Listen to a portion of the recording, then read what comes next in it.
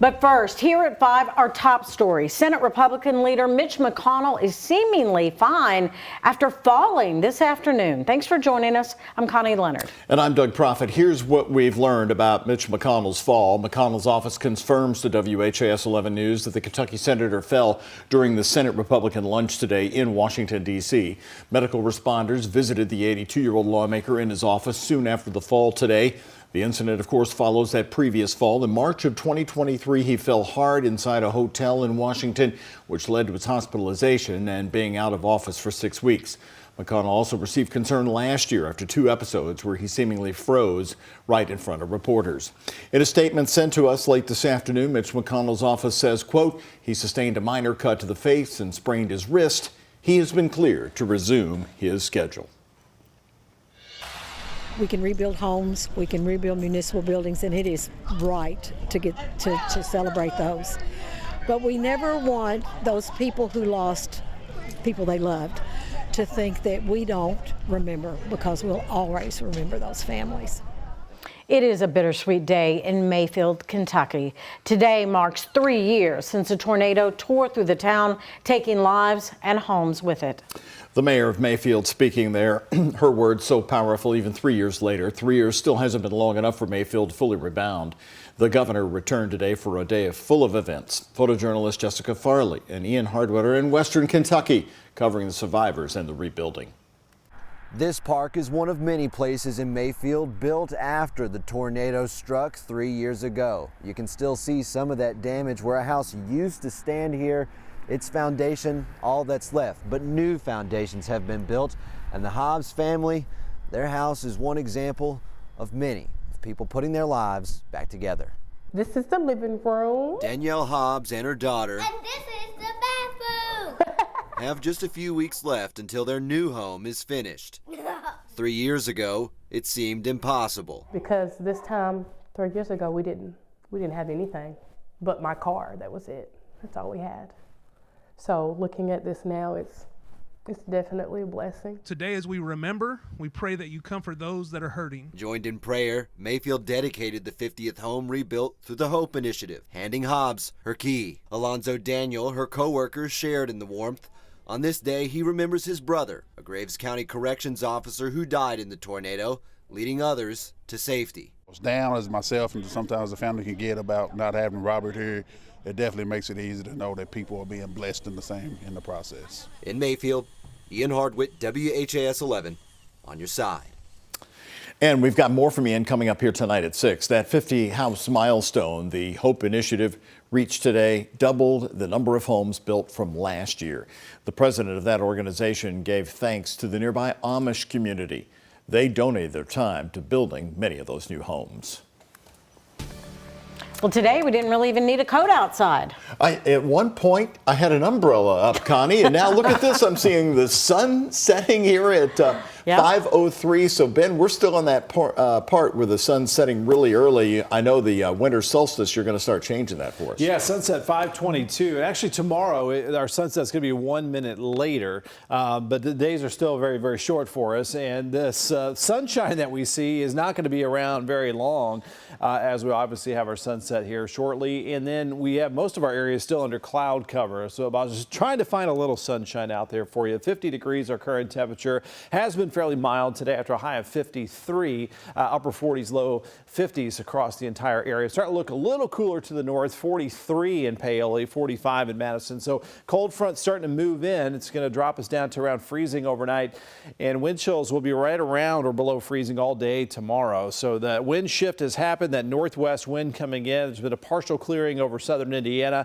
Notice our temperatures continue to drop around freezing, wind chills in the low 20s out the door. Might be a couple flurries, mainly east of I-65 getting started tomorrow. And then tomorrow afternoon, a sprinkle or a couple flurries. Not a big deal. No impact for the roads really, with upper 30s and lower 40s for a chilly Wednesday afternoon, a little breezy as well. So turning colder tonight, low 33 degrees, 37 at noon tomorrow, and just a limited warm up for tomorrow with a high of 40 degrees. Now it does get warmer this weekend, but it also turns wetter as well. We'll plan out all those changes coming up in our weather impact team forecast. The intelligence of the American people. 26-year-old Luigi Mangione this afternoon struggling with police officers moments before entering a Pennsylvania courtroom over a motion to extradite him back to New York City. It's a motion Mangione is now fighting against, which could delay the justice process. Now, Mangione faces murder charges in New York in the shooting death of United Healthcare CEO Brian Thompson. According to the New York arrest warrant, the suspect had written admissions about the crime upon being arrested at a McDonald's in Altoona, Pennsylvania.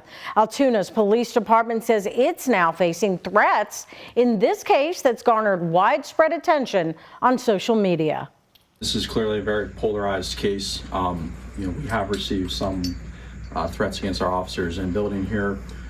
We've started investigating some threats against some citizens in our community. Following this afternoon's hearing, the judge ordered Mangione be held without bail. His defense team has been given 14 days to file a formal challenge to the extradition. Well, the founder and CEO of Veterans Club says he has no plans to step away or step down from the nonprofit after receiving a 6-month prison sentence Monday. We're talking to Jeremy Harrell today. He was convicted of stealing $128,000 in unemployment disability payments while actively running that organization for the past 5 years. Brooke Hash shares his concerns of the unemployment system and what he doesn't want to have happen after his conviction. You know, one of the hardest things I ever read on paper was the United States of America versus Jeremy Harrell. As a man who sacrificed so much for this country, I felt a lot betrayed by that. That's U.S. Army combat veteran Jeremy Harrell, who served in the military for the better part of a decade in the global war on terrorism. Today, now I'm a convicted felon. Found guilty of claiming unemployment disability checks for years while running a successful organization that helps in the rehabilitation of veterans and first responders. You know, the VA policies are so loose and they're so complex. You know, so when you're going through these different levels of disability, it's not always clear. I had no indication that volunteering a lot would be something that would be considered wrong. Prosecutors claimed Harrell worked 40 to 60 hours a week, organizing events and media interviews for Veterans Club, while also managing over $400,000 in assets and about 6,000 volunteers. In the military, we're taught to continue to move forward despite the hardship. And there were days where I could do that, and there were days where I couldn't. Harrell says he'll never apologize for the work he did. But if we're going to be punished, and if we're going to be sent to prison, and our whole lives are going to be turned upside down, you know, that's a big deterrent for veterans trying to do the right thing. He said his conviction has only ignited more of a passion to help veterans who may be on the same path to ensure they don't end up in the same place, all by changing policies. And at the end of the day, continue to support the mission, continue to allow us to be able to do the most good for the veterans and first responders that we serve. With photojournalist Aspen Hester, Brooke Hash, WHAS 11 on your side. Again, found guilty and sentenced yesterday. Upon his release from prison, Jeremy Harrell will be under the supervision of the U.S. Probation Office for 1 year, 6 months of which will be spent on home detention.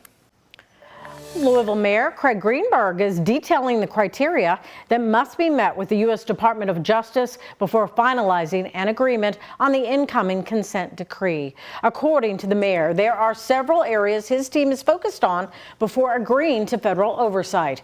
Those include continuous reforms to the LMPD, which began 2 years ago, as well as a clear path with measurements toward exiting the decree. The mayor also said reforms with the LMPD cannot prevent them from performing their duties and keeping the public safe.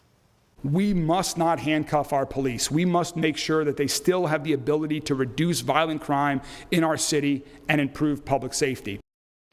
Now, the mayor says the agreement must also be financially responsible since it's local taxpayers who will foot the bill. The decree was declared last year following the DOJ's scathing report into Metro Police pointing to civil rights violations and patterns of discrimination. There's no timeline to when the consent decree will be finalized. First responders and teachers across Louisville are rallying in support of the Social Security Fairness Act. The act passed the House last month and is now sitting in the hands of the U.S. Senate. If passed, the bill would repeal reductions of Social Security benefits for those married to recipients of government pension benefits. It also aims to eliminate Social Security reductions for those receiving government benefits who are also working a second or side job. We take these jobs to serve our communities. We don't get paid a lot. And a lot of times our educators, our firefighters, our police take on second and third jobs to help make ends meet. And when you take on those second and third jobs, you pay into Social Security, but because of GPO and WHIP, you're being punished because you're a public servant. The Kentucky Teachers Association, Professional Firefighters Association, and Fraternal Order of Police have all written a joint letter to Senator Mitch McConnell urging him to support the legislation. They said in part it is not only a matter of fairness, but also a step toward ensuring a sustainable future for the public service professions that form the backbone of our communities and our Commonwealth.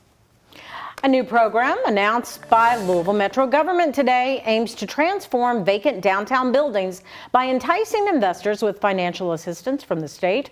Mayor Craig Greenberg is calling it the Downtown Louisville Building Conversion Program. The city looks to use this year's General Assembly allocated funds to draw in new investors looking to turn vacant office space into housing or much needed amenities. Depending on the demand out there, depending on how many projects we can make reality, we have some flexibility within this fund that was provided by the General Assembly. But this can be for larger projects, so this can be in the millions of dollars if that's what a big project like doing the Kentucky Home Life building across the street might take. Greenberg hopes the program can change the landscape of downtown with more entertainment and housing options. Investors looking to create affordable housing will get priority funding. Financial rewards will be dependent on how much square footage they are looking to transform. And if you want to take part in this program, the city's deadline to apply is February 10th.